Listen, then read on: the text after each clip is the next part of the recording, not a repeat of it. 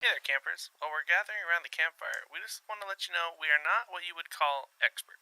What we do have is a love for researching and discussing the lore of cryptids, creatures, and an occasional spooky woman that can eat our soul. So if you are in need of immediate help with the chupacabra in your yard, please consult someone else. Also, this podcast isn't for kids. These campfire stories can contain graphic and explicit content that may not be suitable for young campers, so listener discretion is advised.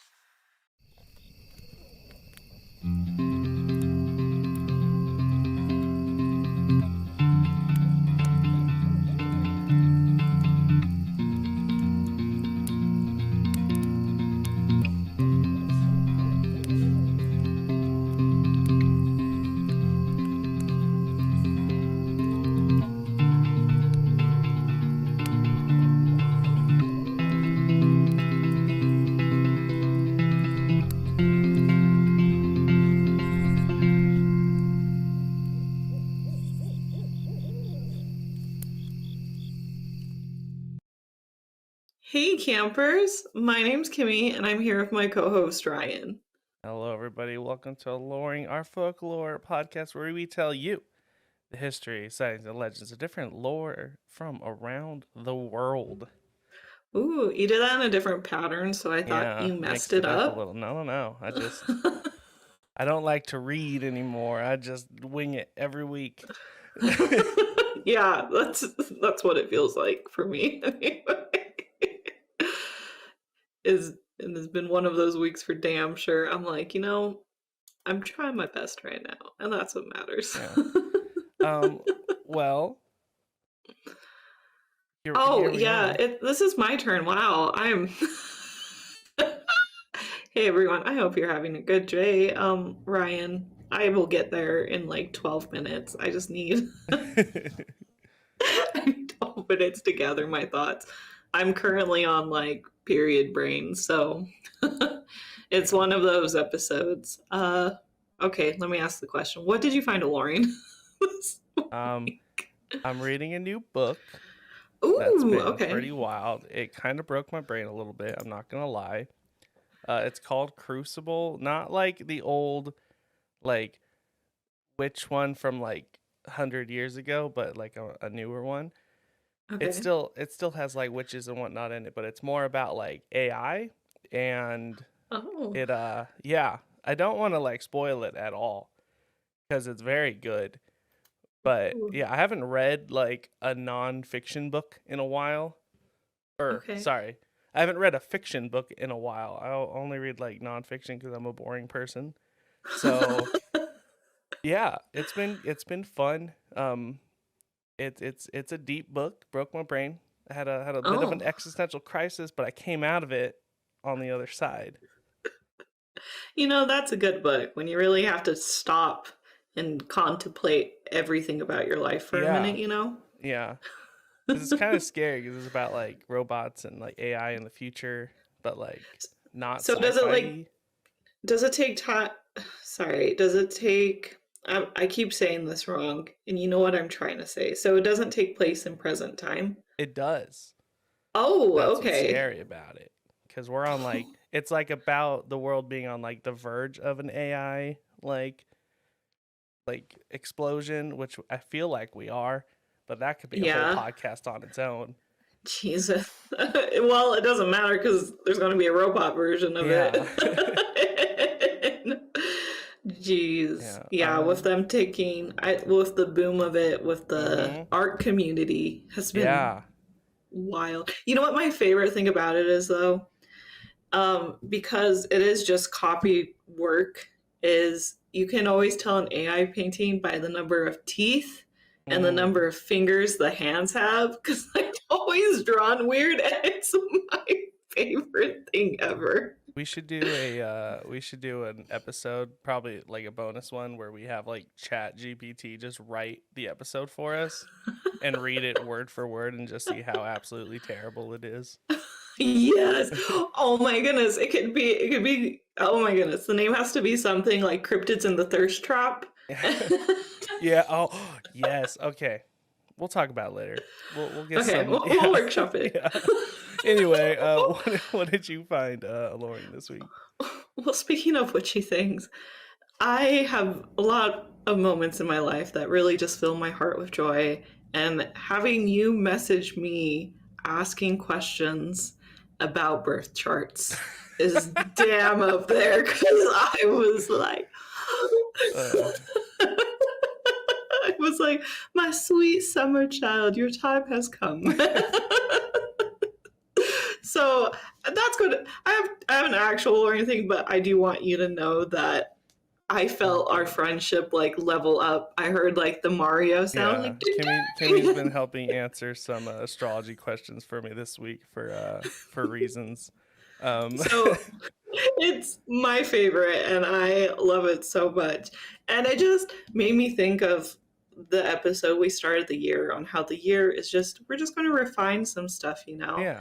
And the best part is when you texted me that, I was in the middle of my weight training workout, and I was like, I feel we may have just a bit of a swap. on opposite paths. We may have swapped it up, which is, for me, it's been great. I've been losing weight, like that. This has been really stubborn. I'm gaining muscle. I feel awesome. Hell yeah. So, hell yeah. But my actual Lauren thing, I have a lot. But again, astrology. When you message me about astrology, it feels my heart just feels so warm, and I love it. For everyone watching, I have this cool book right here. Where's my camera? I'll figure it out. Oh, there we go. Shout out to my coworker. He lent me this book. It's called Yokai Attacks, the Japanese Monster Survival Guide. And it's by Hiroko Yoda and Matt Alt. I don't know if I said that right. But it is such a cool little book. And I love it because like it talks about how to like pronunciate it, like the height and weight, so like everything I need when I do their appearance and like their origins. So amazing book. He has let me borrow it for like a year now, but I will not give it back unless he asks. So let's just hope. His girlfriend listens to the show, so don't tell him. Yeah, let us keep it, please. Because then I can do more episodes about yokai. And that being said, if y'all have some extra fairy tale, folklore, cryptid books lying around, you should send them to us, because I would love that so much. And then I can use it for future episode topics. Yeah. That'd be cool. Move away from Google. Yeah, you know, I can Google a name so many times and come across so many just awful images. And to prevent that would be getting books from you guys. So I would absolutely love that.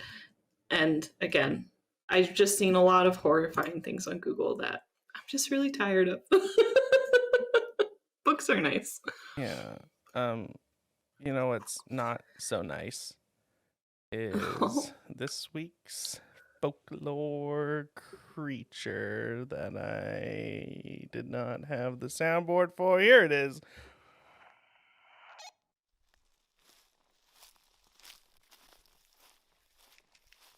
Cute campfire sounds.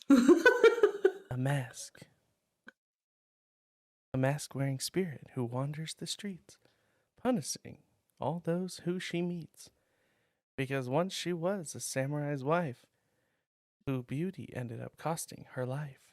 And now she wields rusty scissors asking, "Am I pretty?" Only to stab her victims after unmasking. And did Kimmy wrote that this week? Yeah, I couldn't find a poem. Dang. I'm a Pisces. It's like second nature to write poems. That's to the resume. Right under cryptid podcaster, because that's really going to get me far in life. When exploring the streets of Japan, you'll see a wide variety of people going about their daily lives, from kids, senior citizens, and young adults. But be warned, there's a spirit that roams around the streets, and she looks just like any other young woman with a surgical mask on. She may not look like a threat, but with her supernatural speed, she will appear before her next victim in the blink of an eye, and then she will ask them what they think of her appearance before slashing them. And now it's time for illustration. I love this illustration. It's me. We'll get there. Where are we at? There it is. So, all of our audio listeners, if you want to check out the artwork, go to our website, aloreing.com, go to our blog on aloreing.com, and if you want to watch a video that's a little chaotic, you can head over to our YouTube and watch our live stream from this episode. But I really love how she turned out. So I'm very proud of this one. And then I'm trying to think. Yeah, no, I'm just proud. This one I just really like. That's all I got for it. It's the perfect level of creepy. Yeah, I like, despite what people may think, I don't like drawing really scary things. Well, I like a touch of it. Yeah. And if it's like hot. There it is. So there it is. I know who I am as a person, and I'm okay with that. I am what I am.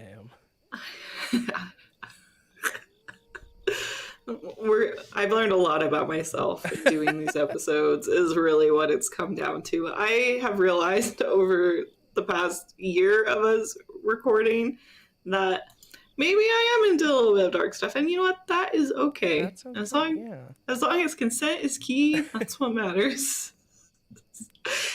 Anyway, this week we will be talking about a famous spirit in Japanese urban legends and folklore known as Kuchisake-Onna. And so we don't keep repeating it throughout the whole episode. We're just going to say Onna from this point forward. I was going for a different part of the pronunciation, but Kimmy decided Onna was the more appropriate.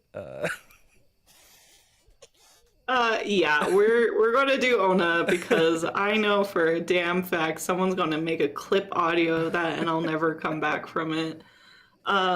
So she is a malicious spirit or an onryo. I said that so wrong, but I have the translation. I believe, but I don't know. Yeah. Again, we're doing our best. For a woman that became a major part of Japanese urban legends during the 19th century. Stories of this contemporary yokai are still popular to this very day and have made a major impact on pop culture. So the origins of Onna legends are believed to date back to the Edo period in Japan, which took place from 1603 to 1868. So we got an old story up in here. So at this time, there was an oral tale of a man who encountered a beautiful woman, and though he was unable to see a majority of her face due to her fan covering it, he still wished to pursue her. After trying to talk to her but getting no response, he finally confronts her about it. And that's when she puts down her fan, and he sees that her mouth has been split open. The man screams in horror, and some set legends say she either disappears or she kills the guy. So, this story just sounds like someone that's just bothering a person. So yeah, a little bit. So that's the vibes of the first story. It's important to know that during the Edo period, many did believe that the large number of these vicious Kuchisake-Onna attacks were actually caused by the shape-shifting kitsuna playing pranks on young men. So since there was only one of her, but there was multiple of the kitsuna, it would explain why there was such a high number of reports of the attacks happening. Listen, I'm on period pain and I'm trying so hard. I don't know why hormones do this I'm just over it. It's great. It's fine. So as time went on, the story evolved and became the tale of a wife who committed infidelity and was met with a horrible demise from her samurai husband, becoming a cautionary tale of remaining faithful to your partner as they went to war. But soon the war ended and the story faded into the background yet again. So there was also a belief that the myth came from the legend of a farmer being found dead in the morning of a small Japanese village in 1632 AD. So, on a side street with a facial injury sustainable to what might have been a robbery, with rumor mill talking about his affair with a beautiful neighbor, the people unable to grasp that a human could commit such a horrific crime, the legend became even more believable. So, times be changing, and it wasn't until the 19th century when the tale of this beautiful slit-mouthed woman became popular yet again. The first written account of the legend dates back to 1979. It was reported by the Gifken Prefecture newspaper publication on January 26th of 1979. The story swept across Japan in the 70s, and multiple rumors of her spread like wildfire and made the urban legend a big deal. However, the story of her went through a modern change, saying now she was the victim of a cosmetic surgery gone wrong or met in a timely demise at the hand of her jealous sister. Overall, one of the things that makes her legend so popular is how generation after generation constantly evolves and changes the story. Though the legend always revolves around a vain, beautiful woman that meets her untimely death, the spirit always comes back to wreak havoc and get her vengeance. Oh, okay, I need a drink of water real quick. That was a lot of words.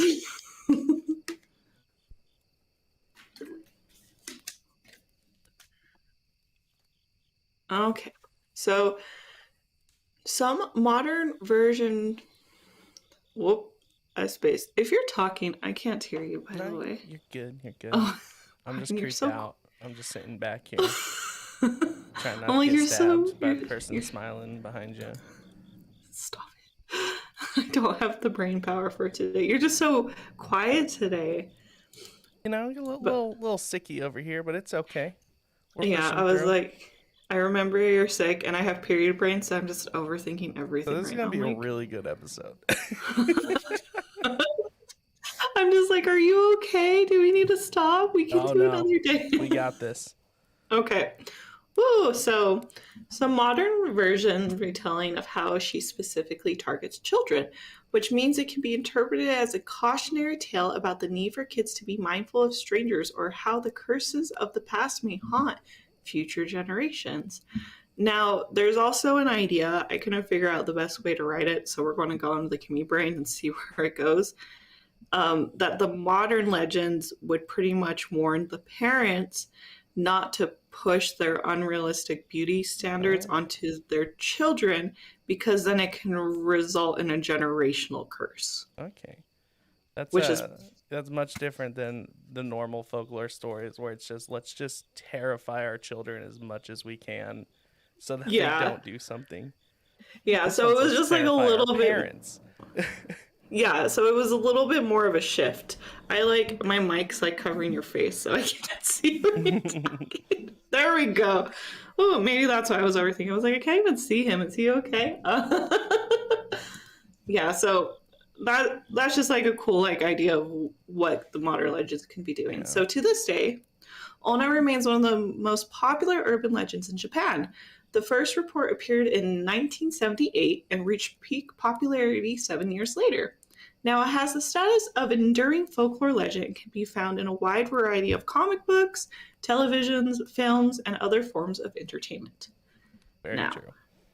Easy peasy this week. So Kuchisake-Onna translates over to slit-mouthed woman or /mouth woman. Due to her popularity, these are all the names she's got. Like, you know who she is. Yeah, you know, it's very straightforward. Yeah, it's like Cardi B or Lizzo. Like, that's what you call them. Yeah, you know what you're getting. Yeah, exactly. So I'm going to head over to Ryan now for some story time. All right. So this first one is the Heian period story. Hope I said that right. All right. The original legend of the Onna came from either the Heian period or the Edo period of Japan. There's a lot of different conflicting articles saying different things. Where there lived a very beautiful but very vain woman. One day, her samurai husband went off to war, and during this time she grew lonely and longed for companionship. While he was away fighting, she started to have an affair with a handsome young man. Some stories even said she slept around with multiple men due to her husband being away for so long. But her husband didn't stay away at war forever, and the samurai soon made his way back home to her. Upon returning home, he learned about her affair from the villagers and became outraged. When confronting her, he took out his sharpened sword and slit her mouth from ear to ear, hence the, Yeah. He said this was her punishment for her infidelity and even dared her to find someone who still found her beautiful. I'm going to come back to that later. She became distraught by her now horrific appearance, and everyone looked away from her in horror. It wasn't long until she couldn't take anymore and ended up taking her life by jumping off a bridge to her death. There's also another version of this tale where she is still beautiful and vain, but the problem isn't her being unfaithful. It's her extremely jealous husband. He ends up accusing her that she's having an affair while he's out fighting, though that isn't true, and she's done nothing wrong and is faithful. His jealousy and rage results in him slashing her mouth and then driving a sword through her stomach and killing her. So, same end result. Regardless of the story. Oh, go ahead. Oh, just yeah. Yeah, unfortunately. Yeah. So, regardless of which of these stories you listen to, she ended up coming back as an onryo, which means a vengeful spirit wreaking havoc and seeking revenge on the physical world. So, out of those stories, I think the second one is a little bit sadder. Something like the first story more. Yeah. But I was just wondering, what would the equivalent of a pool boy be at this time period in Japan? Because it says all the stories I could find say a young man, and I like to think it was whatever the equivalent of a pool boy at the time was. And I'm not sure what that would be. Maybe like a dishwasher? Maybe, yeah. I honestly, no idea. I'm going to be honest with you. I don't know anything about the Edo period in Japan. Yeah, it's just like something I was like, I wonder what that would be like. If anyone knows, can you just maybe a fisherman? Maybe that's just a shot in the dark, but that's my he comes with his cart of fish every morning. He's like, one down. It's the perfect cover-up. The perfect cover-up. You'll never be able to tell. They're like, wow, the fisherman really likes to hang out in the garden in the morning. Must be buying a lot of fish from him. That's so crazy. You can smell it everywhere. Sorry. Oh no.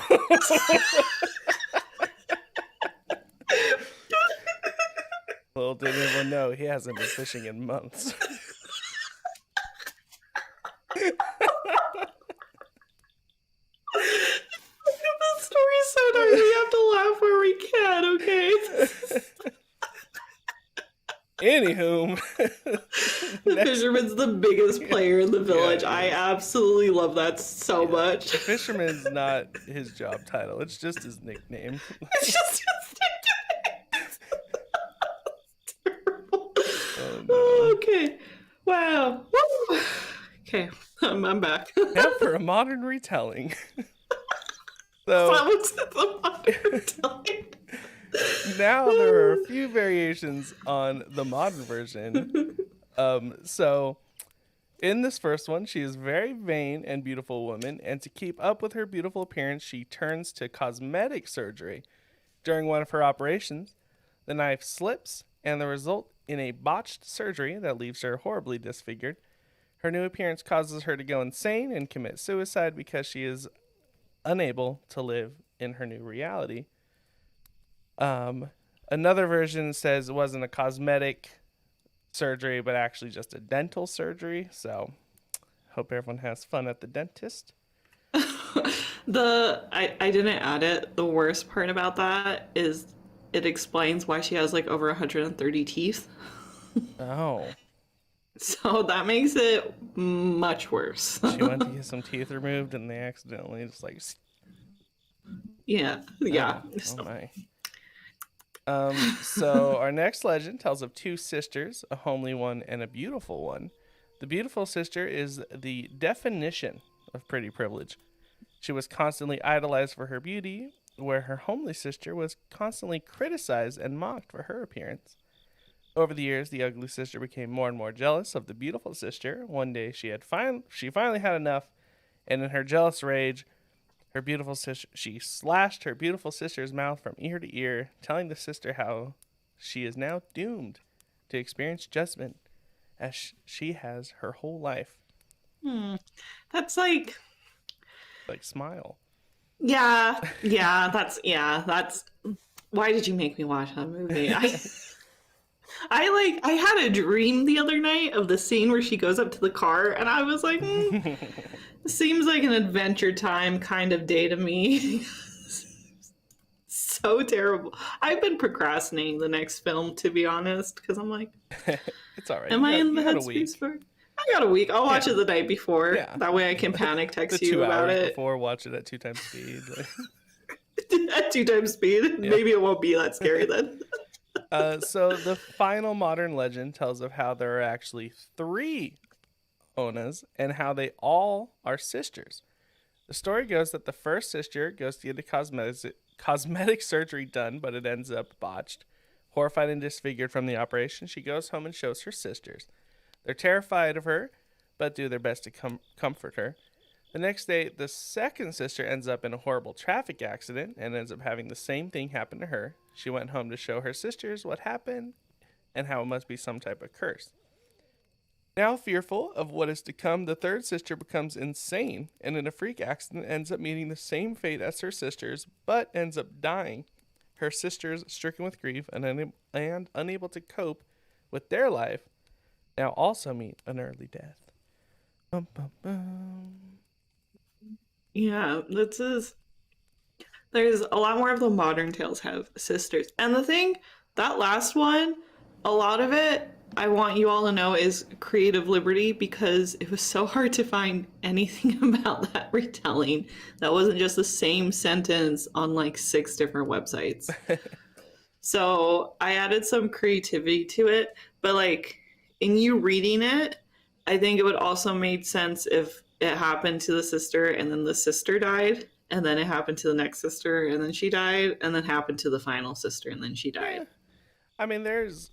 Just like looking when I was doing modern takes, like there's so many goddamn stories. So who knows? Really? Yeah. Oh, See, this is when we first started the podcast. This is the reason I had Ryan do the story segment, because for some damn reason I have the hardest time finding stories, and I don't know why. I don't know if it's my Google search. I don't know if Chrome just knows what I want to look at, but it doesn't help me. The problem is that none of them are like written stories. They're all like short films, movies, animes, like video games, like comic books. So it's not like. Yeah, it's just, there's so many, but there's a lot of non-written, and that's what I take when I do notes, is give me a PDF so I can copy and paste it. Yeah. Well, we'll get into the anime appearance here after our commercial break. Be back soon. It's commercial break. And hello, people on YouTube. You don't need to listen to a commercial. Do we have a slide? Oh yeah, here we go. Look at that. Some fancy new. Or those are the tarot card shirts, right? Yeah, it's colored and looks like stained glass. Ooh. And I have just me right now. If you're like, you know what I need on a shirt, it's Kimmy. Come get the shirt. It's nice. It supports the pod. It does all that. Have my face on your body? Yeah. Who doesn't want that? Your whole body on their body, honestly. Listen, people have been dreaming of this, and I just wanted to make the people happy. So now you can support the podcast and be happy, because I get it. Yeah, so visit aloreingshop.com. Not the old link, aloreing.com/shop, because it's now easy. Where's it at? aloreingshop.com. All right. I have to really point. Now let's get back to the show. Okay, welcome back, campers. We hope you enjoyed that little break. We are now going to talk about the appearance and history of Koshi. We said we wouldn't say it, and I keep saying it. But you're doing it. Miss Onna. So she's a very beautiful woman that is average height and weight of a Japanese woman, which I have no idea what that is. That's just what all the descriptions said. And she is described to have long black hair that's straight. She is very pale skin and she has dark eyes. She isn't packing the normal set of 32 teeth you and I got. She has 130 of them chompers in her. So overall, she is considered very beautiful, minus the mouth. Now, when I look for Google Images, for our video episode, I did everything in my power to not put something that would get us demonetized on YouTube, because God fucking damn it, you guys are so thirsty, and I get it. Trust me, listen, I'm gonna tell you something. As a raging bi, I understand what it's like. Like, I get it, but you need to calm down, because I was a little bit flabbergasted with the things I saw on page 1 of Google Images. That's what and I don't. Say. You don't even gotta go to page 2. It's. I did like half a scroll, and I was like, "That's not the average woman in Japan." And the like 5th image is like her in like a bunny girl outfit. So I don't. Listen, I love tits, but they were so big, and I was at work, and I didn't need to see that on such a stressful day. So, y'all need to calm down. The slides here are appropriate. I respect the thirst trap. I get it. But goddamn, new rule is if we're going to thirst trap basic names, if I have to look something up and I put the name in folklore, at least put it on page 2 of Google Images. Like, that's all I ask you guys. That's all I ask. Okay. Anyway, I want to step off my thirst trap horse and tell you about her accessorizing. I think we need more. I think it should be the first image, but go off, I guess. Okay. Just, what is private browser anyway? Like, just... It's your fault if you got safe search off. Like... It's your fault. Not the internet's fault. Let them cook. If this doesn't get us... Let them cook. Well, there's our next shirt. There's our next merch shirt item, because that is a fantastic quote of the girl. Girl loves to accessorize. She could be seen wearing a face mask, or that was all she was wearing in some stuff. Or can be carrying around a hand fan or handkerchief, and this is all just to cover her slit mouth. She will also carry around a weapon to slash her victims with, either a knife, machete, a scythe, or the most common is a pair of scissors. So it's believed she can be seen walking the streets both day and night, and some rumors have sprung up that she can even be found driving a nice red Lamborghini. Oh. So, girl's got taste, which is nice. So this spirit may isn't correct. The spirit is very vengeful, and due to the fact that she is always looking for her next victim, she is always on the hunt. So when she approaches someone, she will ask them, and I didn't put the translation for it, so I'm going to butcher it, Wachushi kireri, which translates to am I pretty or am I beautiful? If the person responds no, she will either kill them with her weapon on hand or wait until nightfall to murder them in their sleep. Now, if the victim says yes, she will lean in, remove her mask, and reveal her grotesque, oversized slit mouth that stretches from ear to ear and say kori nimo, which translates to even like this or even now. Oh. If the victim says yes, but is hesitant, she will cut the corners of their mouth to resemble hers, and she will disappear. Now, if the person answers yes, and while the victim is in shock, she slashes their mouth in the same manner. So it's a very damned if you do, damned if you don't be confident. Situation. Yeah, just say yes. Yeah. Not so yes. No, yes. Like yes. Just yes. So the best thing you can do is avoid an encounter with her altogether. It's highly encouraged to avoid places with the number 3 in their name or address. I was trying to understand this, and it was kind of hard because I was looking up translation stuff. But the kanji character for the number 3 is said to be a favorite of Haunt. And as a yokai, those are her go-to locations. So that's all I can kind of get. So 3's like unlucky is what I assume from what I could find. But see what I can find. Yeah. I read a lot of translation stuff, so that's what came through. So now, if you aren't so lucky or worry about running into her, you may be wondering if there's any way you can survive a brutal attack. And there is.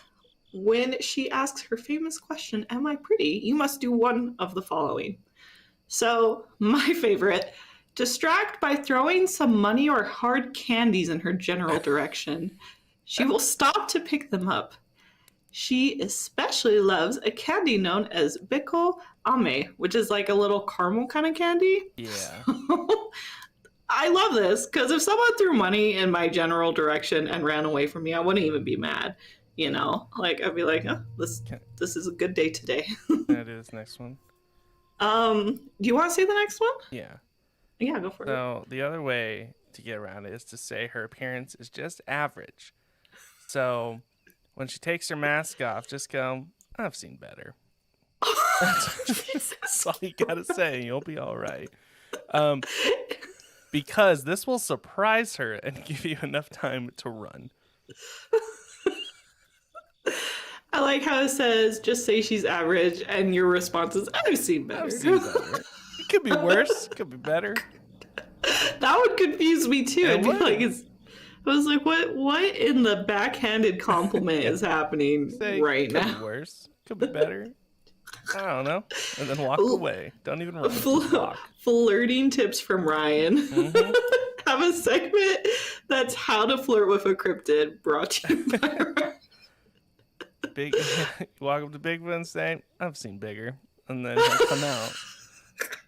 He'll be like, "No, what about me?" That's why no one's caught Bigfoot, because everyone's so impressed with him. He's just got big foot. Like, I don't know, we're size 14. Like, all right. Anyway. You just gotta treat him as average. You actually bring like a size 15 shoe. Yeah. And it's like, you don't even fit this. You just wear the biggest shoes you can find, and it'll challenge Bigfoot.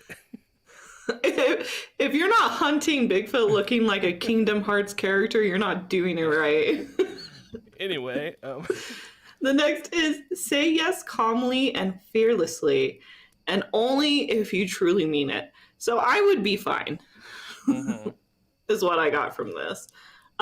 It's believed that she rewards those who do this with a red ruby and will let them live. Oh. But you must walk away immediately after getting the ruby, and you do not turn around, because if you do, she will show you her smile yet again and then attack you.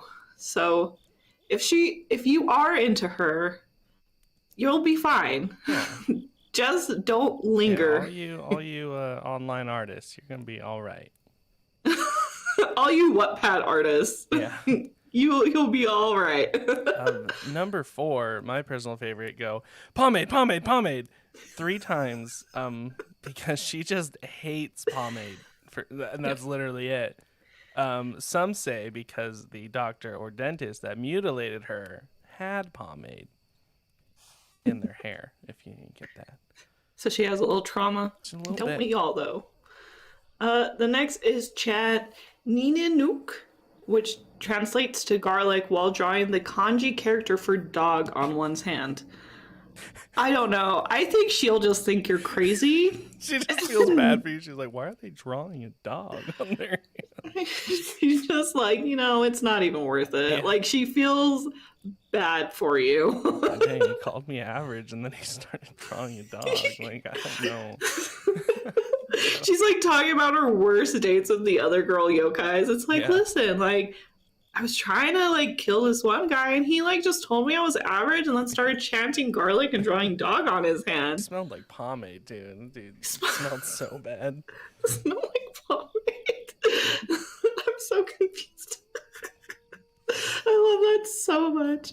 So now it's important to note that saying yes to the question, even if you are confident and are able to escape without her slicing you up, there is a small chance she will visit your home later that night and just straight up murder you while you're sleeping. And that's only if you didn't get the ruby. So if you didn't get the ruby, that means the girl was like, I sensed your hesitation and I'm coming for you later, kind of thing. I have a loophole. Oh. Don't go home. Go somewhere else. If it's your home, you're not there. Your life is the streets now. Checkmate, Anya.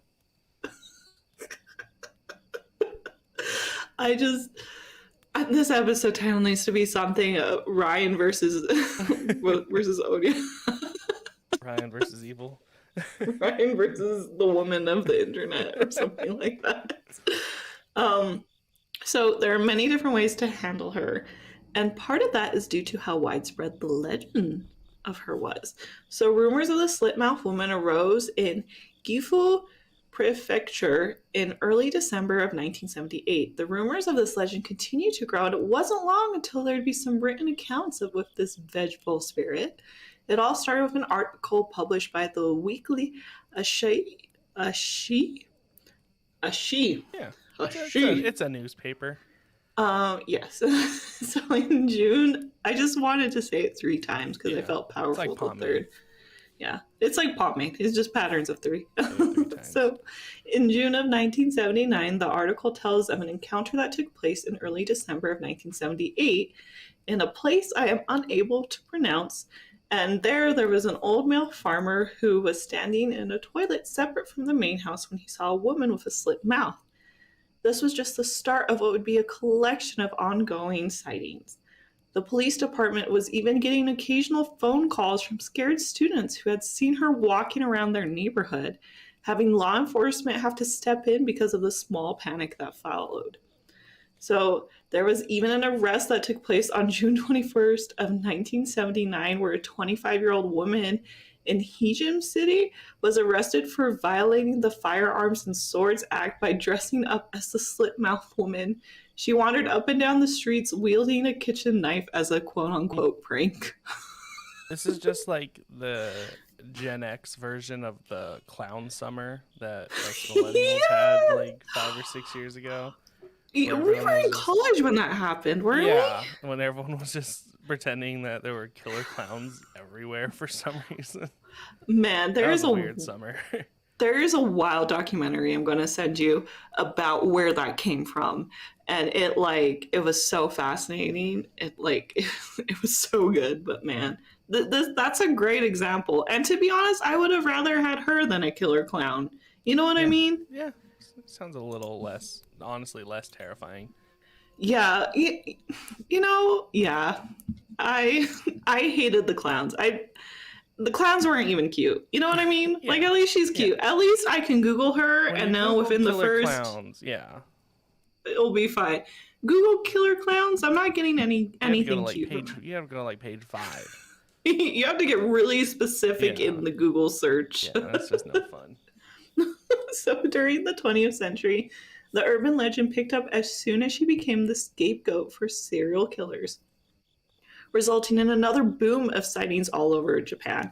So this urban legend terrified elementary and junior high students all over the country, and there were even police cars dispatched to help with all the panic. So it seemed everywhere in Japan someone was talking about her. And it's just wild to me because I didn't even think about the clown thing, but it makes so much sense because everyone was talking about her. Like, she was on the news, she was in comics, girl was popping off. So that leads to the next segment. When I say she was a popular horror icon in Japan at the time, the reason for this is because of the student rumor mill. So during the late 1980s in Japan, word of mouth amongst the young people was a big deal. Junior high and high school students drove major demand on what was in and what was out. I want you to think for a moment if what we liked in high school was what was in and what we didn't like was what was out. Just for a minute to think of how different the world would be. Like, I mean, I was the coolest kid in the world, so everything I liked was in, if that's what you're saying. Yeah, I know you were. Yeah. But it's just like putting yourself in that mindset, because like little Kimmy me, like I was like in color guard. I like the weirdest stuff, you know. Yeah. I should not have a say on what is in and out for fashion. I wore like leg warmers and like candy bracelets. That was in though.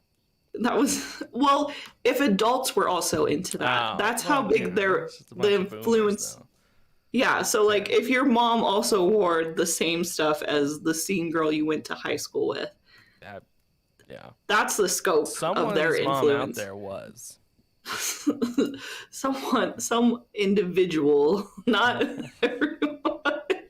So that's just how big of a scope this is. So kids would say, which ice cream shop was poppin'? What's the must-have fashion accessory? And if something was cool, everyone, including adults and like senior citizens, would want to have it. So students at the time also had more money to spend. Which could you imagine? Must be nice. Must be nice. Spend due to taking up part-time jobs and result in having more purchasing power than any other age group. So because of this, marketing departments did everything they could to keep up with the youth and follow their leads in what was in and what was out. Most like 80 sentence in the world. Yeah, the youth had more purchasing power than anyone. Crazy. What boomer article is this? Yeah.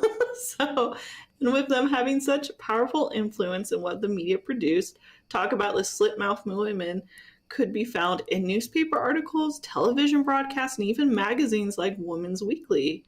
A popular newspaper in Japan by the name of Asahi Shimbun was recognized Kosu. Wow, I can't say her name without the little pronunciation there. This yokai as a buzzword during the summer of 1979.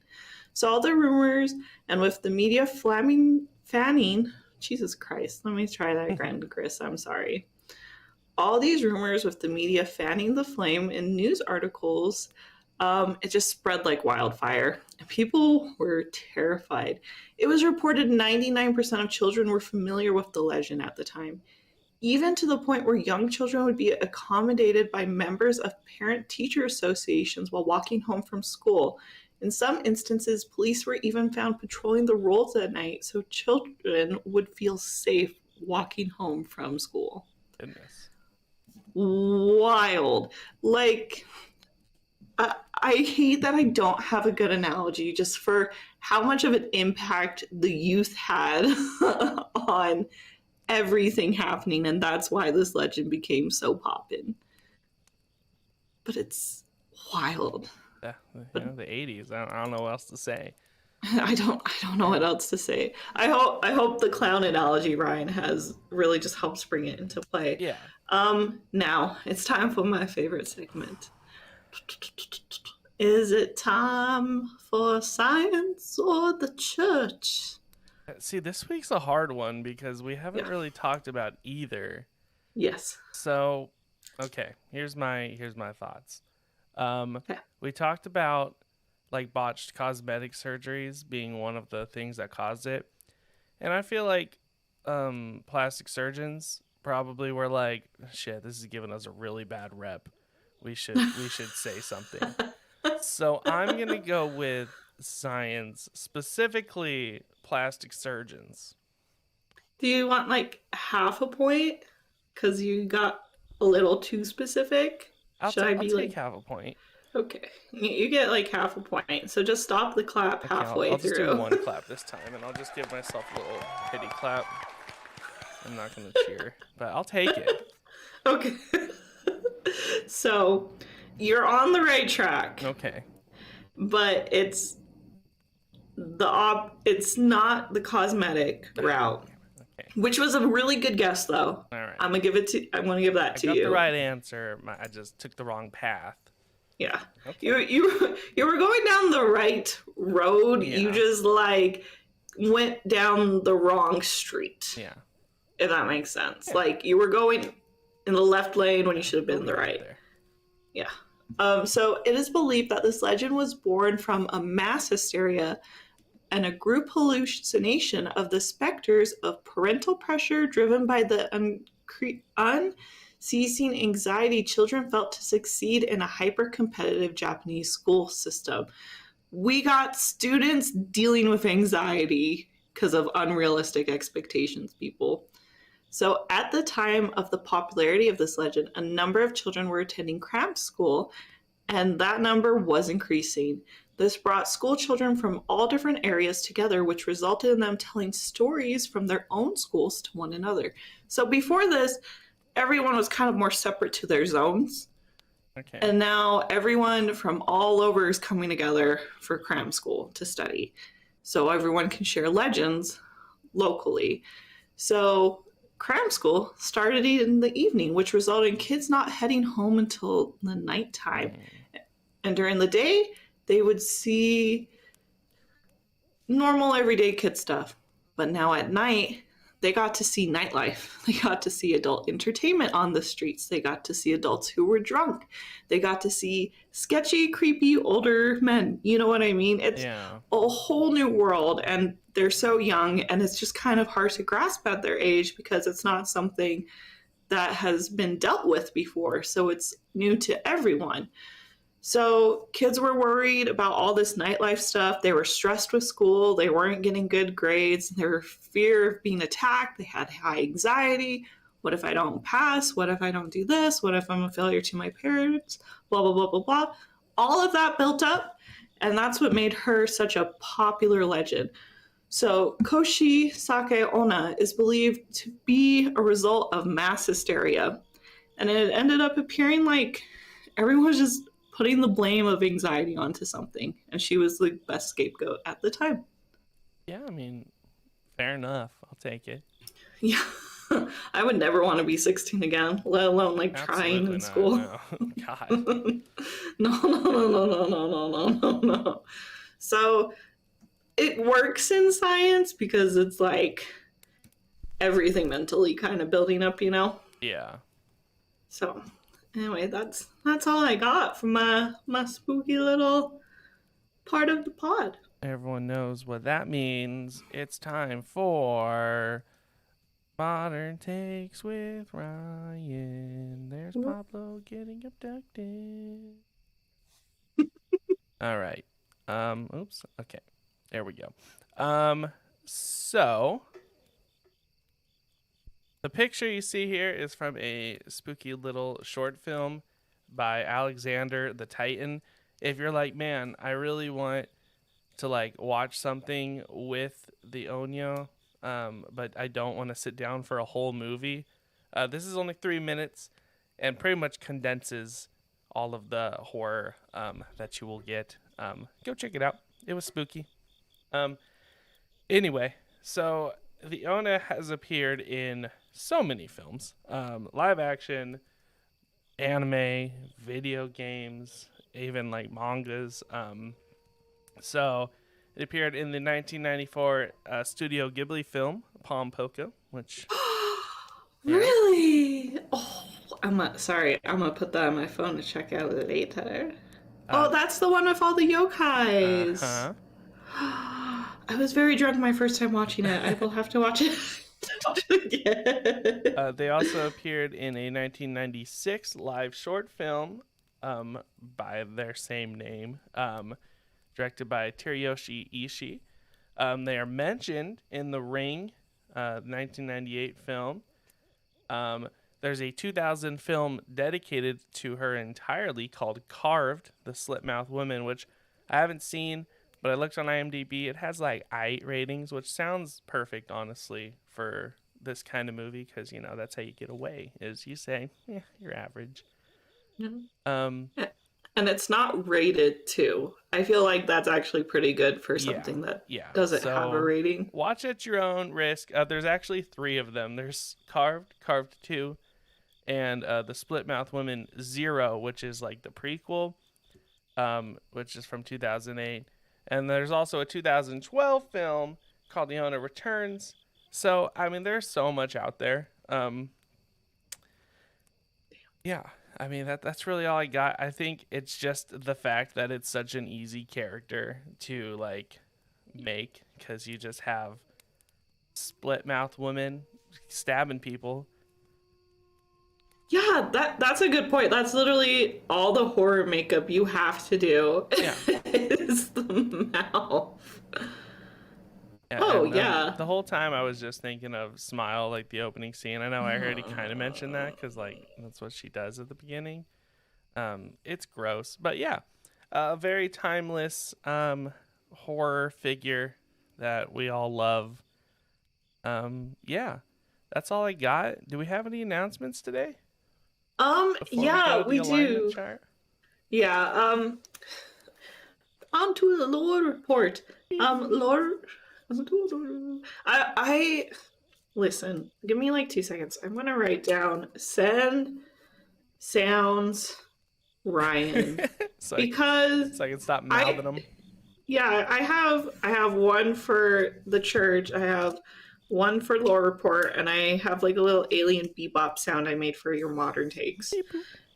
And I haven't exported it and sent it to you, and I don't remember till the end of the episode, and I never write it down. So that's our first announcement. Sound effects coming soon. Sound effects coming soon.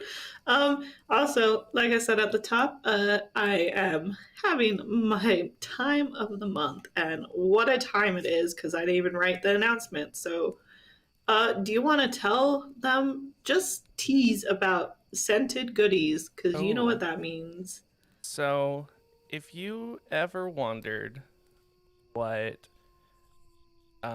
me and Kimmy, oh man, how do I word it without giving away what it is? If you like smelly stuff that smells good, keep a very close eye on our social medias. I'm trying. You can talk about how it involves the teams. Yeah, okay. So we're going to make 2 scents that come in some sort of thing that we're going to have in our store that me and Kimmy are going to actually be meeting up to create, which is very exciting. Because we do everything online right now, so I'm excited to do some in-person stuff. That'll be coming soon. This was the worst tease I've ever given, but yeah. No, that's really good. Whatever it is will light up your life. Yeah, if you're ever scared, they're pretty good to have around. Yeah. See, there you go. See, now we're cooking. We'll do 2 more. You will feel like you're sitting around the campfire with us. You may have already just said it. It's a flicker of hope. Okay. I'm going to reference all of these when I do the marketing for it as well. So thank you for brainstorming with me. Next one is, we have a Patreon, you guys. Yeah, we do. Even if you just join for 1 month, man, that helps us out a lot. Oh boy, it does. oh boy. And the best part is you go there, you get early episodes from yours truly. And right now I post every month, I post an illustration for Team Folklore and Team Cryptid, so you can download it as like a wallpaper for your phone, which is cool. Or you can download a coloring page of the illustrations I've drawn. And guess what? Guess who planned out 6 months of weekly behind the scenes content? It's not Ryan. I'm pointing at you. Because Ryan can't read my mind. so go check it out. Jesus Christ.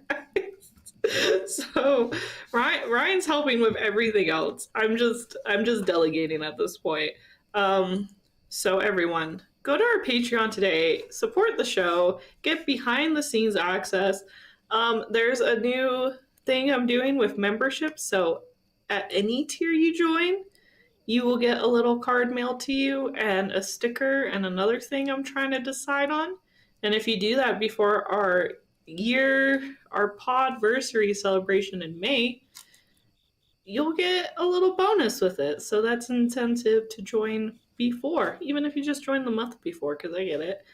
And then, do you want to tell them about topic suggestions?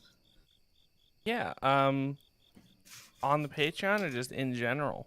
Just in general. Yeah. Please send us any folklore creatures, cryptid creatures, anything you want us to talk about. We're all ears. We love hearing from you guys. Yeah, send it to them on social media, on our Discord. Links to that can be found on the website. We should make like a little just like form too. I don't know. We'll talk about that.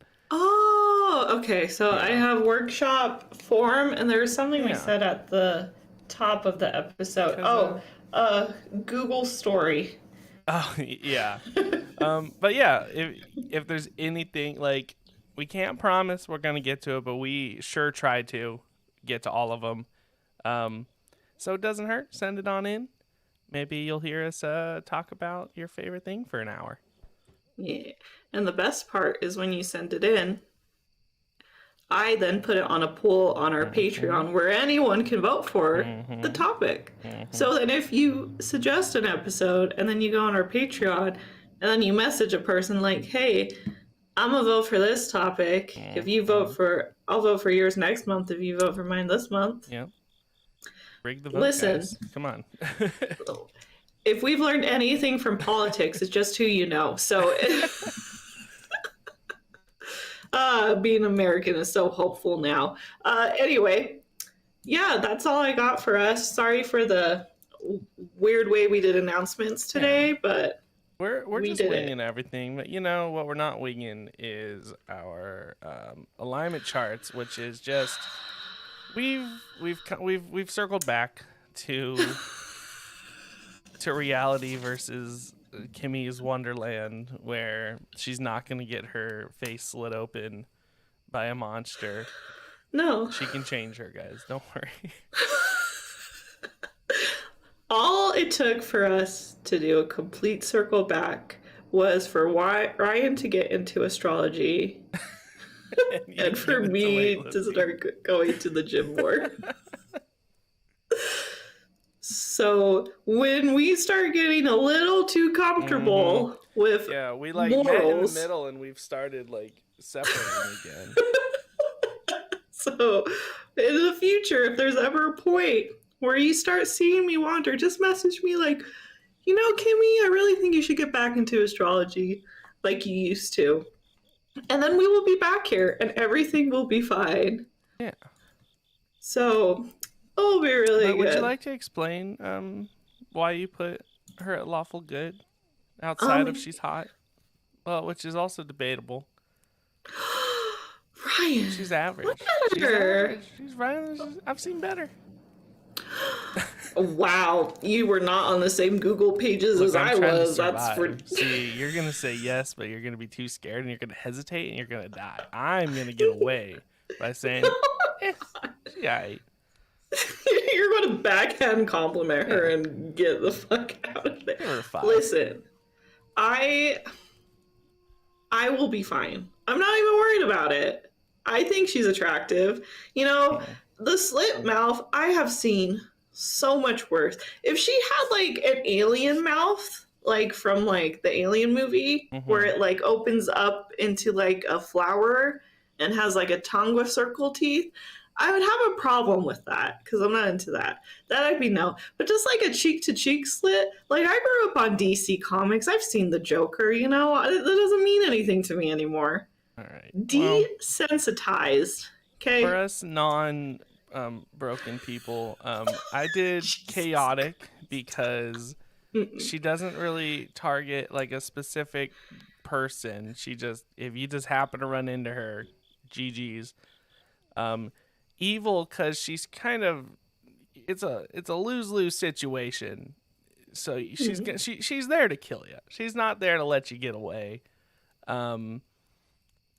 Yeah. So chaotic evil makes sense to me.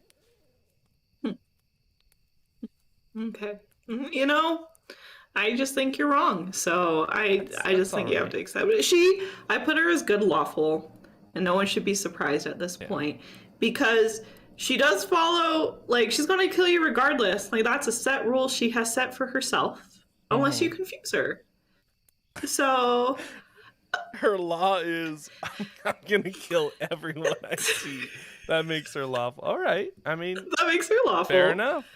She's committed to it. She doesn't have like any, and she's really good at it. That's right. Good. So she's good. That's exactly it. I'm trying to think if there's that's it. That's exactly it.